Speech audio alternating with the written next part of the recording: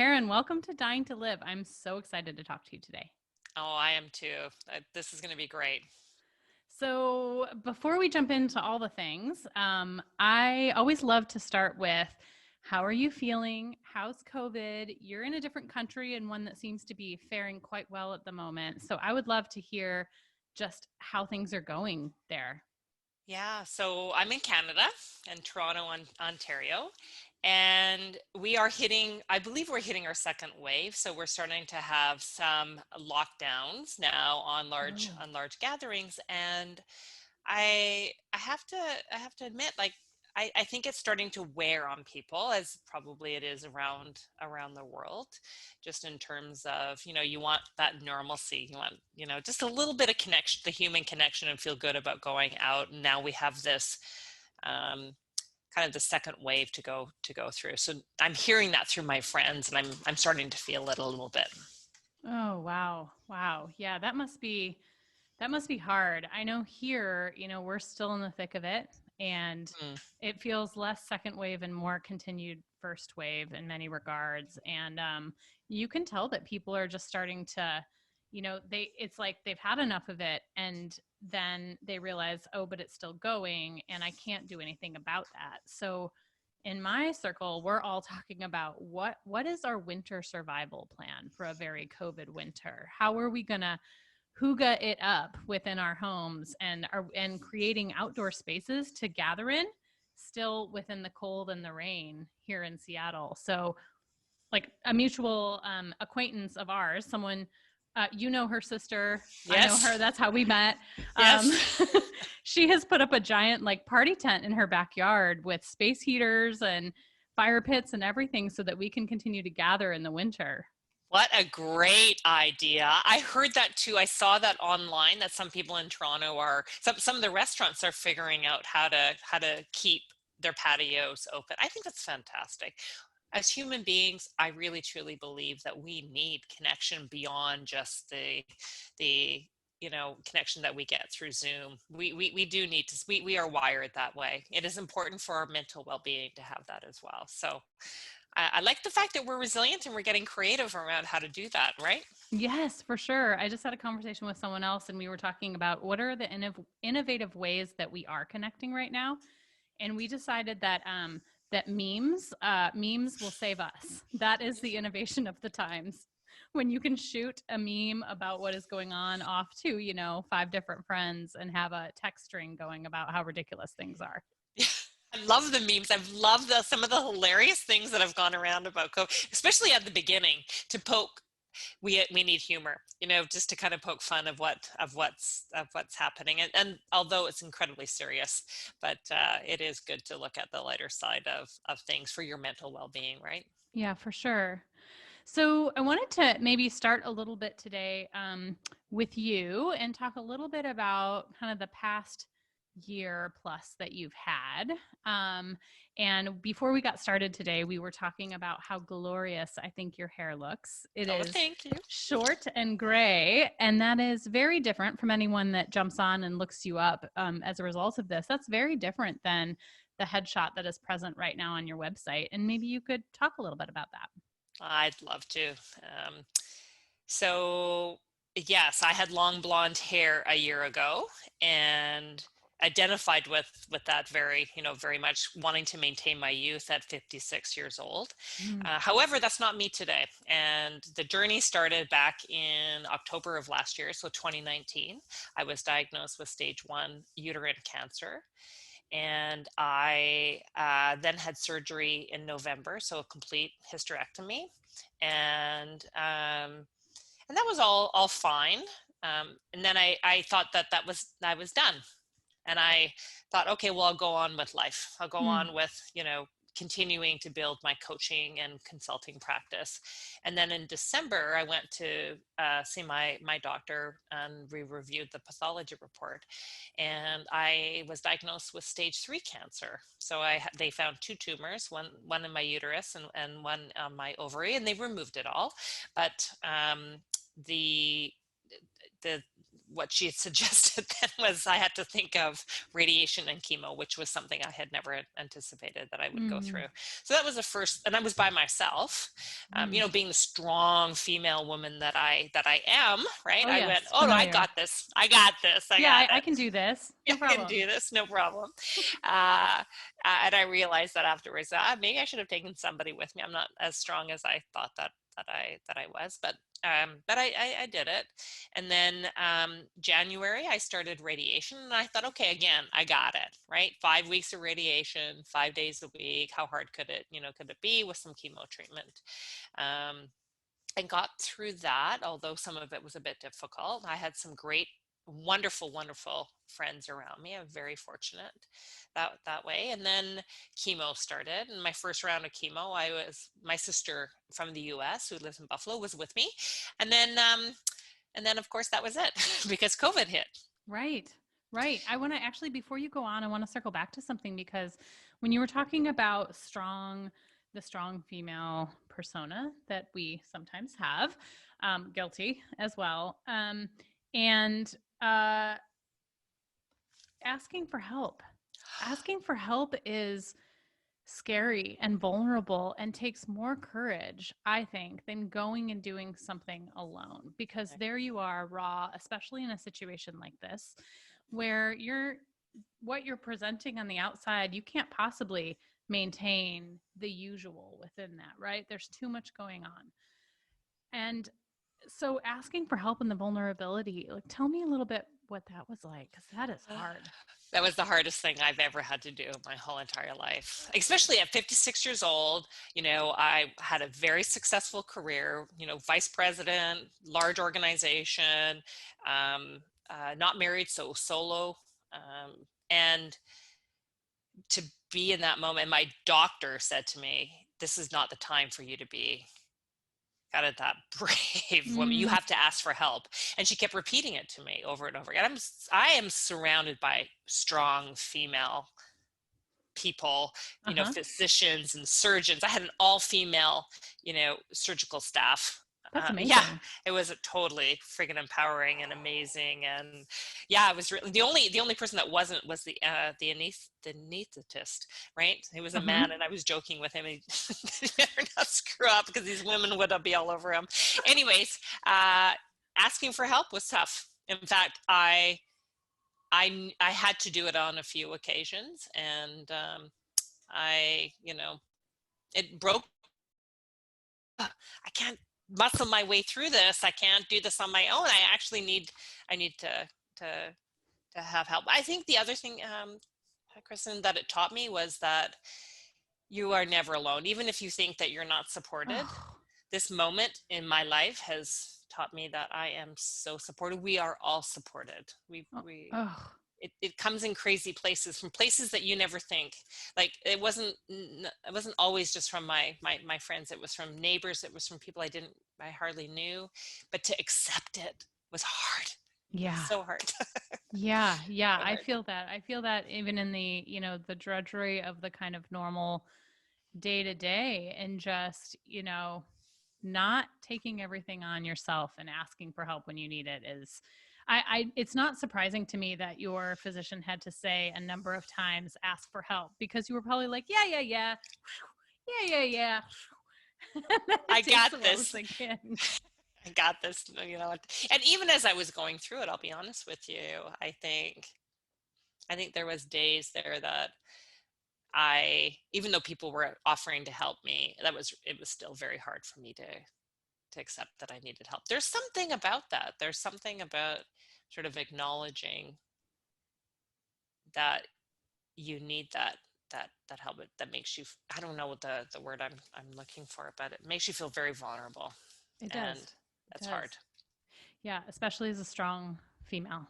Yes. Um, so Yes. when you asked for help, did you receive any negative reactions? No, No. not at all. In fact, it was the opposite. People wanted to help. Yeah. You People really truly, I mean, that was their purpose, was to help, and you were denying them that purpose. I really realized that. Oh, I love that you just said that because, in the death work realm where I spend some time, the same is true for people who are grieving the death of a loved one. People want to come out of the woodwork and help, and excuse me, often they don't know how, and the grieving person can't tell them how. um, and that's okay. They show up because that is what their heart would like them to do, and it's the same in any tough situation like that. I agree. You know what? It made me realize that I have a lot of strong female friends. I have acquaintances, and I made a pact coming out of this, Kristen, is that I know people won't ask for help, and they'll often say, "No, I'm okay," and I get that. And I will always show up with a card and some flowers and some food and just, hey, I'm here, whenever you need it. Yeah. I think that to me was the most amazing special moments, was when people just showed up. Yeah. Yeah, I'm gonna adopt that. I'm gonna make that pact with you, and I'm gonna do that for the people in my life too. I love Awesome. that, to just show up with whatever you have, however you can. Yeah. Yeah.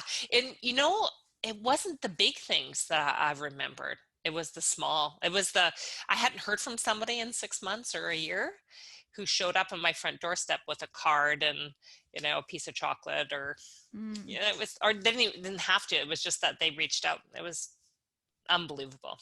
Even in these COVID times, so I met up with a friend the other day. The last time I saw her was a year ago, and we met up, and something was different about her. We went for a distanced, masked walk. Something was different about her. I couldn't quite put my finger on it. And about halfway through the walk, she said, I reached out to you because I realized that you're one of the people in my life who I feel safe sharing vulnerable things with. And I need to tell you that I have alopecia, and right now I'm completely bald. And this happened suddenly, and it's not coming back. And I realized that I need to start saying that truth and putting that truth in the hands of people who I'm safe with. And, you're one of those people. And it's a little bit the same thing. I haven't heard from this person in a year. We love each other, but, life gets in the way. And you always return to those people that you feel safe with, that you want to surround yourself with, that you have good vibes with. And that's even more important now in this crazy year that we're having. Absolutely. And even if it's, I love that. It doesn't matter if it's been 1 year or 5 years or 10 years, just do it. Like, Yeah. just really reach out and be there for somebody in I love the kind of non-judgmental way. Like, hey, I recognize I haven't reached out to you in a long time. It doesn't really matter. Here I am. I'm sending you love. Yep. I love that. Okay. So back to your journey. So now, whoosh, that's a lot. So chemo, radiation, there you are in the middle of that. What happens COVID. next? COVID. Yes. Yeah. So, yeah, I'm going to be really honest and really truthful with you. I got through all of that and ran my own business, so ran my own consulting and coaching practice throughout all of this. And I certainly am making a third of what I've made before in the past, but I'm doing it. I'm showing up while I'm in chemo treatment, etc. But I've come out on the other side, and what I have noticed is that I'm like, I'm not myself 100%. Mm-hmm. And I had to really kind of, over the last couple of weeks, take stock of that. Like, what's going on? I'm procrastinating. I'm not doing things. And I think it was because I had to be the strong person I had to plow through. I had to just get Mm. through the radiation. I had to get through the chemo treatments. I had to get through I lost a really good friend through this process. She had cancer as well, and we had gone through chemo treatments together, and then I lost her at the end. And I think I put myself on autopilot and said, I'm just going to power through all of this, okay? Because that's my survival, mechanism. So I've come out on the other side 4 months later. Since my last chemo treatment, my hair is growing back, and as you can see, it's short, curly, and gray. And beautiful. Thank you. But I'm not kind of, I'm feeling, not kind of feeling that, Mm. I'm feeling, okay, I went through all of that, but I'm not sure I really processed all of it. Oh yeah. Yeah. I I do that myself. Do you? Compartmentalize, survival mode, do the things that need to be done, and then fall apart later, or don't realize that you need to and then fall apart later. Yeah. Yeah. Yeah. Yeah. So I'm processing now, which is really good, right? I'm kind of like, okay, I'm I'm here. I'm recognizing I have some emotions to work through. Mm. So no matter how strong you are, I think that's, my message is, and how brave you are. And you just need to take some time to self-care and to process what you've gone through and acknowledge it and breathe and then get Yeah. to the other side. That's beautiful because this society that we're both in this Western world doesn't really support that very well. And definitely not if you're a woman, and especially not if you're a woman in COVID. Right. Just carrying all the things and doing all the things, people that have kids and jobs doing all the things, being teachers and moms and all the things they normally are in addition. Yeah, Yeah. I think you're right. I think we're expected to take care of others, Mm-hmm. right? But then who takes care of us? And then we need to put the oxygen mask on at some point for Yeah. ourselves, right? Yeah. Yeah. So you shared with me before this call too that you recently that you're kind of approaching this year in a very specific way, and you recently did something really cool and kind of looking at some fear straight in the face. Absolutely. So to help me get through all of this and realize that, you know, I you can do everything that you think you can, and that you are strong and that you are brave, and that a friend of mine came out to visit me. I've known her for 50 years. We're 50 years friendship. Like, we started talking about grade 1, grade 2, grade 3 together, which was really cool. I love that. She's another strong woman, and together we empower each other. And I said to her, I said, I really want to do something that scares me. Like, I really want to be a bit of a thrill seeker without jumping out of a plane. And so in Toronto, we have a CN tower, and it is 116 stories tall. And there's an edge walk. I said, let's go do it. She's like, right on, let's go do it. So she has a fear of heights. She suffers from vertigo. And I said, I'm all in. I'm really, really game. And so 10 o'clock on Monday morning last week, we went to the CN Tower. We're the only two that showed up, and the men that were the young boys that were strapping us in, they were like, yeah, my mom would never do this. Like, okay, great, that's cool. And well, thank you.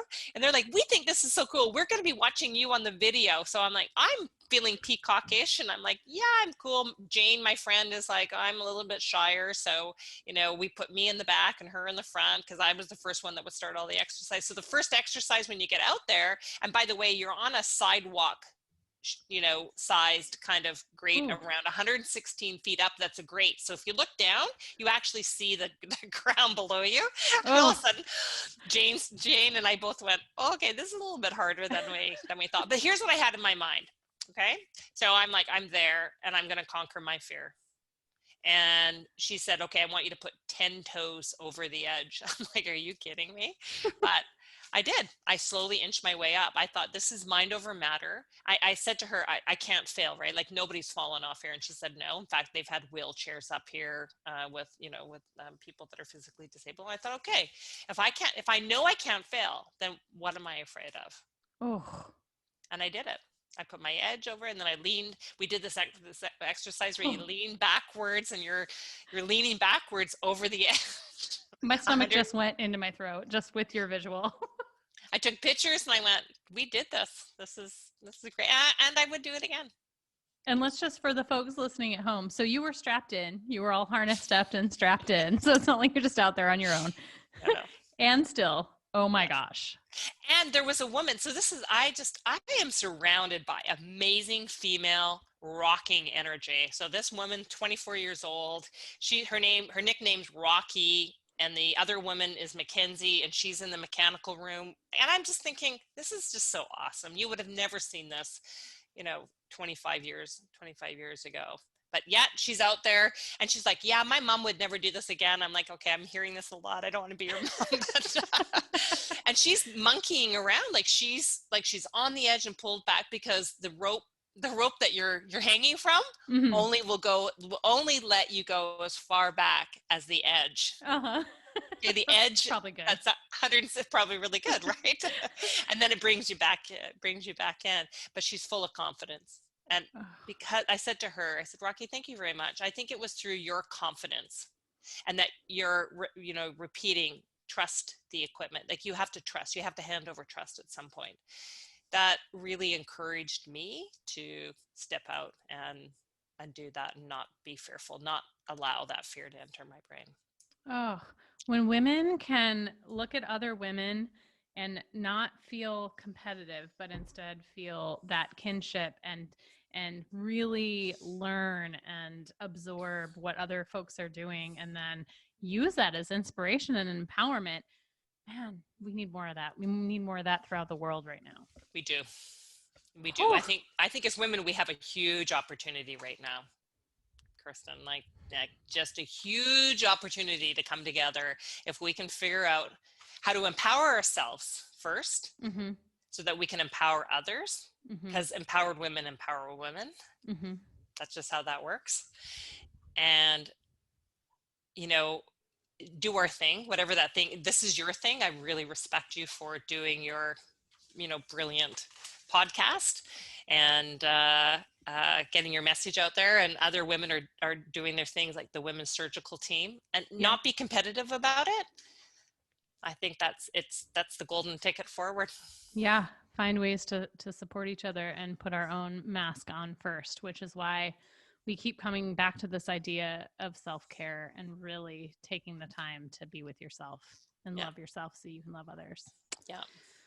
What's coming up for me in this conversation, most of all, too, is just your incredible resilience. So whether it's going from, executive at a major, major organization to building your own consulting business, identifying, hey, there's some things that are missing in my life, and I'm not willing to go on with this lack of fulfillment anymore, to facing your cancer diagnosis the way that you did, to leaning out 160 stories up of a major landmark in your city.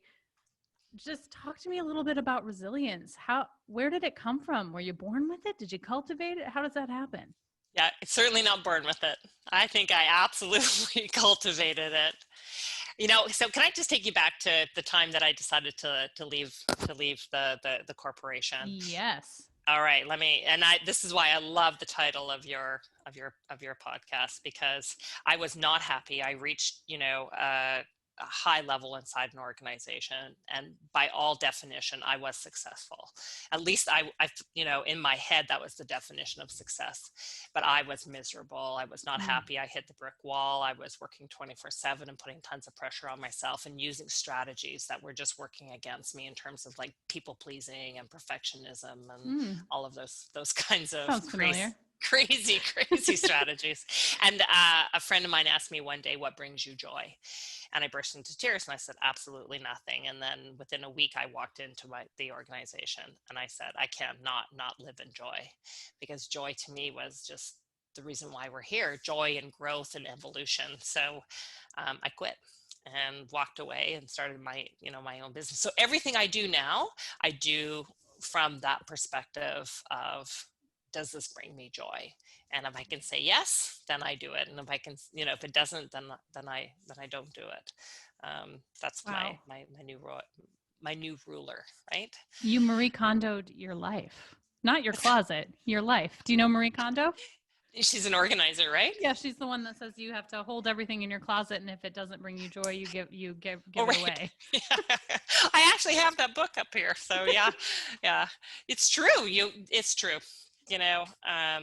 And I think we've gotten away from, as a society, I think we've gotten away from really the emotions that like love to me. If you don't have love in your life and you don't have joy, I'm sure you've experienced that from people, telling you at their end of the life stories, like those are the things that matter the most. Right? 100%. The connection, the impact that other people's lives have had on you and that you've had on other people's, your contribution to the world. And first and foremost and always, love. Right. Hands The down. degree to which you've loved and you have been loved. Yes. Yes. Yeah. Oh. Yeah. And So simple questions to me are the most profound. Are you experiencing joy was something that changed my life. oh. Like literally changed my life.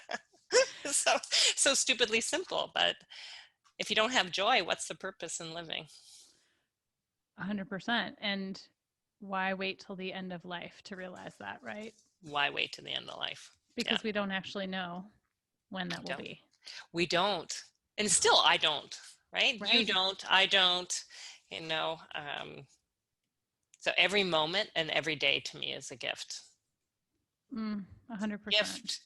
I'm incredibly grateful. I start my day with gratitude. I end my day with gratitude. So yeah. I do that too. And I've really started, one of my vulnerabilities in the past few months has been to verbalize more often to the people that I love them. Maybe it's not an I love you, but maybe it's a how was your day? Call me when you get home.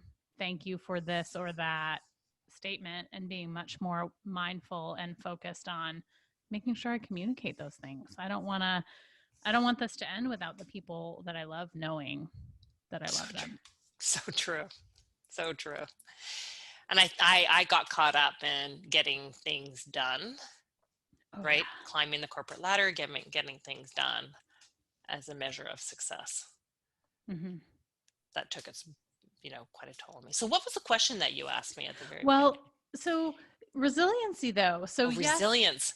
Yes, the making of this decision though, because I think a lot of people would get asked, what brings you joy, and sidestep it, bypass it, make some excuse, not really look at it, not make the decision that you made. Yeah. So what empowered you to look at that fear as you did with the tower and make that decision anyway? Yeah, that's a really awesome question. Here's what I know. All of my life, I've known that I'm a teacher, healer, coach. I've known that was my purpose. But I haven't trusted it. Right. Mm-hmm. And so, here I am at 50 years old, and I'm faced with this situation where I'm not experiencing joy. And I just went, I can't. So I started thinking, okay, well, what does the next 50 years or 40 years look like for me? Gosh, if this is it, then I don't know. Then what's the purpose? Right? Yeah. I'm missing the purpose. Uh-huh. And I just went, it's not a midlife crisis. Mm-hmm. It was staying on purpose, staying true to myself. And I went, I can't, fundamentally, I can't not do it. Do you know what I mean? There was this burning desire inside of me that's when I cannot leave my dream anymore. I actually have to go for it. This is the point of no return. I just absolutely have to go for it, because 40 years from now, I can't look back at that pivotal moment and think I copped out. Right. I just didn't want to do that. To me, that created more pain for me. So I went, okay, I'm scared as hell. I don't know how I'm going to make money, but staying in the current situation is painful. So I'm going to try something new. Oh, and it's that whole concept of not being able to unknow what you know, right? No matter what you do, at that point, you can't get away from the fact that you know that you are living a joyless life and that you do have some power to change that. Yeah.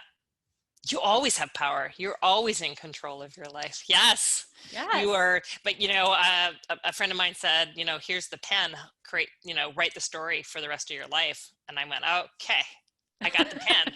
I'm going to write it very differently. Yeah. And then I just went on a mission. I went on a mission to empower myself and empower others. And resilience really is a mindset. And I hired a high performance coach. I understood about cognitive behavioral therapy. I understood NLP, and I started to understand how the brain works, and either the brain works for or against you. And I started teaching my brain to work for me. And that's really what resilience is. Oh, and now that's what you do for other people. I do that for other people. Yeah.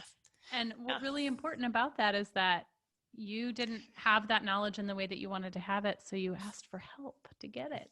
Did ask for help. Look at that. Did. I did. I was brave enough to, I never thought about it that way. Yes. I did ask for help. I spent 2 years in coaching, and Oh, hiring a coach to get me through it. Yeah. how fun also to learn something new, or to learn what you already know maybe in a new way, and kind of rewire the synapses a little bit. What a Great. gift. Create new neural pathways I've learned. Yeah. And Yeah. it got me. So what I didn't understand back then, though that was like 4 years ago, was everything that I was doing 4 years ago to create a mental toughness or that mental strength got me through what I just went through this past year. Oh, isn't that fun how the universe works like that? Love the universe. Oh. I am so incredibly grateful. Yeah. Always supported, even when you don't know. Yeah. Let's talk about we don't know. I'm fascinated with the unknown because I hear a lot of people, they're so fearful today of this unknown. Yes. But the only thing constant we have in our life is the unknown. Yep. Nothing's guaranteed in life, right? We both shrugged our shoulders, but nothing is guaranteed in life. We don't know what's going to ever happen. I encourage people not to focus on the unknown and focus on your aim. Like, where are you aiming towards? What do you want? How do you use your gifts? And how do you get rid of the interferences? Yeah. Sometimes when I get really caught up in that, I break it down to this moment, then that moment, then the next moment, and just kind of piecemeal myself through my day in that way. Sometimes, gosh, simplicity, right? Breaking it down to where am I at right this second, and not thinking about the rest until you get there helps And me. also to think back, and to think back about, I've lived my life in moment of unknowns. Mm. Mm. Right? And here you are today. Yeah. And you're okay. Yeah. We both are. We both are. Gosh, and the only other constant we all have is that we are dying every day. And therefore, I don't know, I've always been acutely aware, even before the work that I'm doing, of the time left, that there is a finite amount of time. But really, I mean, that could mean, as we talked about earlier, I walk out the door and the murder hornets come, and that's that, Right. But so everything that we do in these moments, it matters. It matters. Oh my God, I got chills. I am so acutely aware of every moment of my life, of being here now through the experience that I've really appreciated it, and that I really try hard to speak well of me in my head, Mm-hmm. and take time out to spend it with others. And you just don't know how, you don't know the impact that you have on others in your life. I have a neighbor that's struggling with a drug addiction, and people in our neighborhood won't talk to him. And so today I spent some time talking to him, as I do kind of periodically when he's outside. And anyways, he wanted to help me today. My doggy didn't have a harness, proper harness, because he chewed through it, and so he brought me over one and made sure. I know, yeah. So I'm reminded about the small miracles in life, and just the moments of kindness to give to somebody, and to be present, because all I have is this moment right now, even with you, right, and with others, and then it's on to another moment and another moment. But I'm so grateful for these moments. I am too. I'm tearing up right now. I know I'm too. Yeah. Wow. Yeah. Well, Yeah. Gosh, I am grateful for this time with you. I'm grateful that I have met you and that we're going to continue to be friends and that is going to grow. We set this date up for this recording a long time ago. And as it approached, I got really, really excited to reconnect with you. So I'm looking forward to that. And I wonder, as we kind of transition out now, are there thoughts you can leave with people? Originally, I was going to ask you, are there some takeaways for people that are feeling unfulfilled in their life and, fearful of taking that next step? But really, what are some things you want to leave with people today? Oh, it's beautiful. My real wish is that we all just truly loved ourselves. Ooh. Because if we can love ourselves, then we can love everybody. And I think the world needs love right now.